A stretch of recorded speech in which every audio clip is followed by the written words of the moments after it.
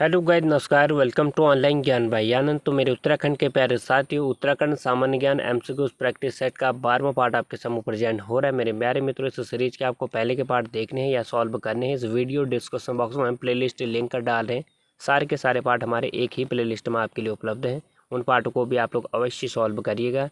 आगामी UK triple UK PSC exam के लिए काफ़ी ज़्यादा ये महत्वपूर्ण है। इनमें एग्जाम दृष्टि से जो महत्वपूर्ण प्रश्न है उनका संकलन किया गया है। चलिए आज की वीडियो की शुरुआत करते हैं। आज के नए पार्ट की ओर आपको ले चलते हैं। 12वां पार्ट है, महत्वपूर्ण प्रश्न है, इसमें भी आप लोग जरूर पूरा वीडियो देखना। पहला प्रश्न, उत्तराखंड में खनन नीति की घोषणा कब की गई? तो अपने राज्य उत्तराखंड ने खनन नीति की घोषणा अपने यहाँ पे कब की?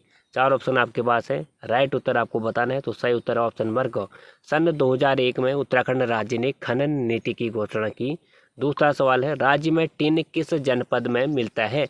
राज्य का वह जनपद आपको बताना है जहाँ पे हमें टिन की उपलब्धता है। तो टिन प्राप्त होता है हमारे किस जनपद में? चमोली जनपद में। ऑप्शन नंबर क इसका सही उत्तर है। तो चमोली में हमारा मिलता है टिन।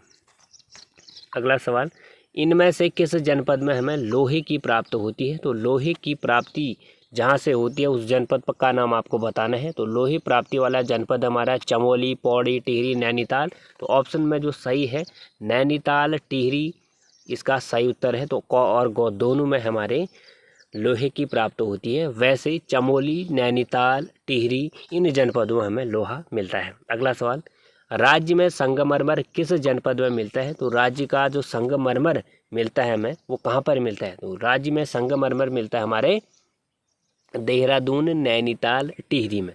तो इसमें से सही उत्तर है देहरादून। तो देहरादून में मिलता है हमारा संगमरमर और अन्य 2 जनपद में मिलता है नैनीताल और टिहरी में। अगला सवाल है, राज्य में डोलोमाइट मिलता है। तो डोलोमाइट मिलता है हमें कहाँ पे? 4 ऑप्शन आपके पास हैं, देहरादून, पिथौरागढ़, टिहरी और या इन सभी जनपदों में से। मित्रों सही उत्तर है इसका इन सभी में से, यानी देहरादून, टिहरी, पिथौरागढ़ इन तीनों जनपद से हमें डोलोमाइट की प्राप्ति होती है। अगला सवाल, प्रदेश में कृषि नीति कब जारी की गई? तो राज्य ने कृषि नीति की घोषणा की सन 2011 में। तो ऑप्शन नंबर क इसका सही उत्तर होगा। अगला सवाल है, राज्य के कुल भू क्षेत्र का कितने प्रतिशत भाग पर्वतीय और कितना प्रतिशत भाग समतली है? राज्य का कुल भू क्षेत्र का कितना प्रतिशत भाग पर्वतीय और कितना प्रतिशत भाग समतली आपको बताना है। तो कुल भू क्षेत्र का अपने राज्य में पर्वतीय भाग आपको बताना है और उतना ही समतली भाग भी आपको बताना है। तो कुल भू क्षेत्र का अपने राज्य में 86.07% पर्वतीय है और 13.93% क्या है? समतली है। तो 86.07% कुल भू क्षेत्र का अपने उत्तराखंड में पर्वतीय भाग है और समतली कम है, 13.93% ही यहाँ पे समतली है एरिया।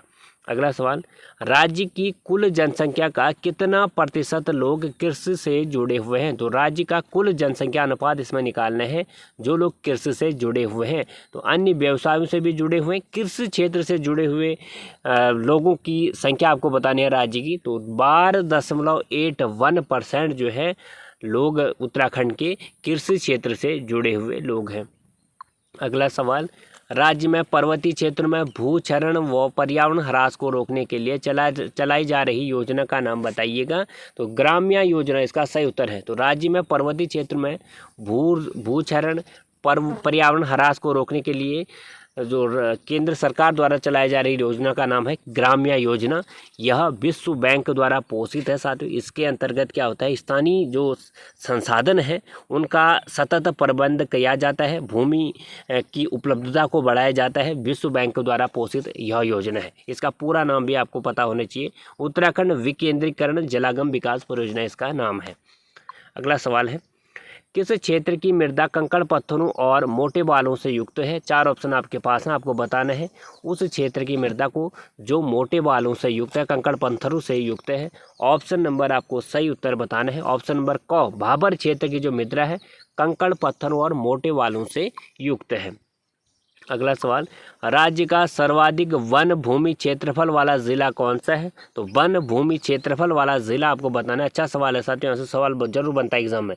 राज्य का सर्वाधिक वन भूमि क्षेत्रफल वाला जिला आपको बताना है। सही उत्तर है उत्तरकाशी। तो उत्तरकाशी जो है राज्य का सर्वाधिक वन भूमि क्षेत्रफल वाला है। और कम भी पूछ देता है, तो राज्य का कम भूमि क्षेत्रफल यानी वन भूमि क्षेत्रफल में कम जो है वो आपको बताना है। तो कम है हमारा हरिद्वार। तो ठीक है साथियों, सर्वाधिक वन भूमि क्षेत्रफल पूछा जाए तो आएगा आपका उत्तरकाशी, और राज्य का सबसे कम वन भूमि क्षेत्रफल पूछा जाए क्या आएगा? हरिद्वार आएगा।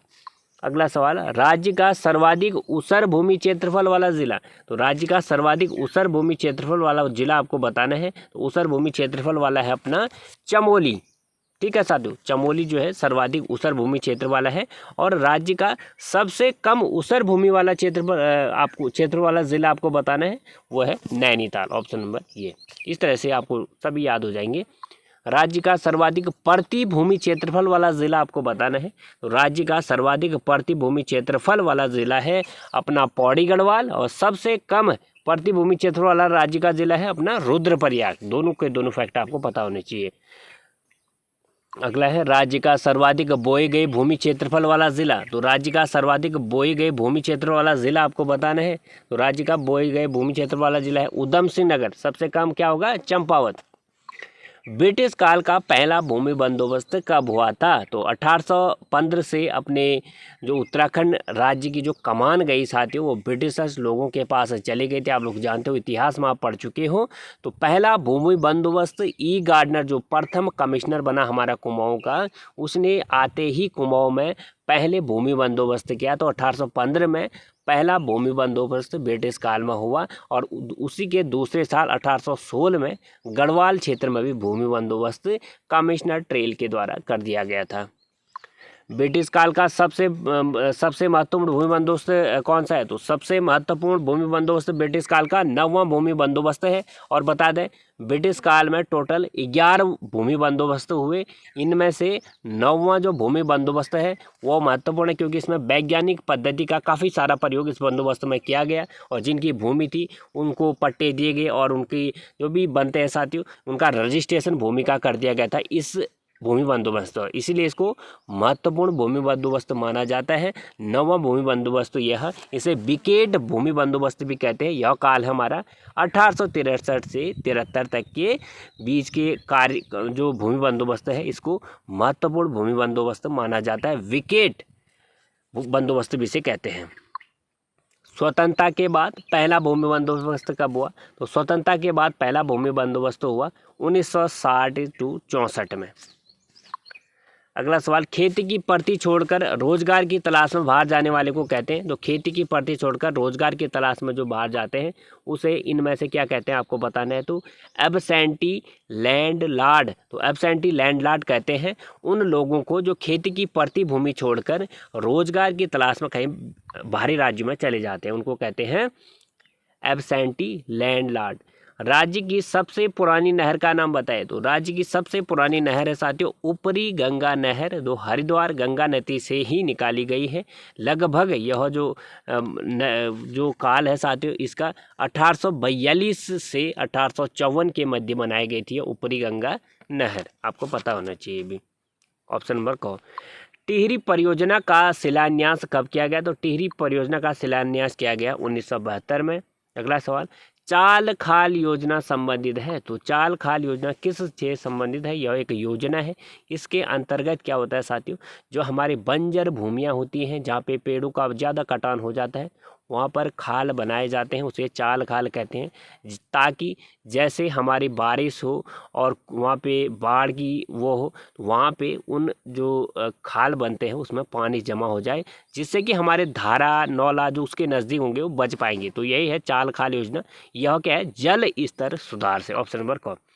राज्य में पतले छिलके के राजमा के लिए प्रसिद्ध जनपद आपको बताना है। तो राज्य का पतले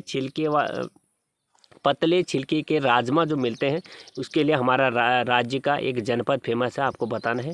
तो वह है हरसिल, उत्तरकाशी में। तो हरसिल पड़ता है उत्तरकाशी में। तो हरसी में पतले छिलके के राजमा हमें मिलते हैं। राज्य में सेब का पहला बाग कहाँ लगाया गया? तो राज्य का सेब का पहला बाग लगाया गया उत्तरकाशी जनपद में। उत्तरकाशी में सर्वाधिक सेब भी होते हैं, तो हरसिल में ही यह लगाया गया। कब? 1925 की बात है। तो राज्य का सबसे पहला बाग लगाया गया सेब का 1925 में हरसिल उत्तरकाशी में। ऑप्शन नंबर ग इसका सही उत्तर होगा। डेयरी शोध और विकास संस्थान की स्थापना कहाँ पे की गई?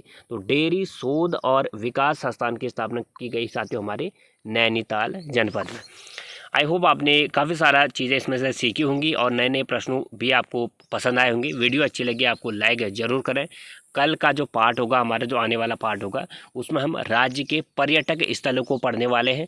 आपको कितने पर्यटक स्थल आते हैं और कितने नहीं आते हैं, उनकी खूबियाँ भी हम आपको बताएंगे। मित्रों, अगला पार्ट भी महत्वपूर्ण है, ज़रूर देखना हमारे इन पार्टों को। आप लोग पिछले पार्ट भी डिस्क्रिप्शन बॉक्स में, साथ ही हमारे हिंदी व्याकरण के भी पार्ट चल रहे हैं और उत्तराखंड में आने वाली और हमारी जो भी भर्तियां भी चल रही हैं उनकी संपूर्ण डिटेल जानकारी हमारे चैनल पर है, आप लोग ज़रूर देखें। और ज़्यादा पार्ट भी हमने लिंक वीडियो डिस्क्रिप्शन में डाली हुई है।